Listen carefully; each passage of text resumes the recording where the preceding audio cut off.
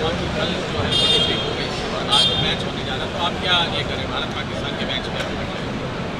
Bharatiya Janata party को तो डूब मरने चाहिए ना। अगर पाकिस्तान बार बार हमला करता है, बार बार यहाँ आतंक फैलाता है, तो उनसे तो मैच होना ही नहीं चाहिए। असल में आईपीएल के ज़रिए, मैच के ज़रिए जो क्रिकेट बोर्ड है वो बिजनेस है, और वो बिजनेस करोड़ों रुपया, अरबों रुपया कमाने का धंधा है।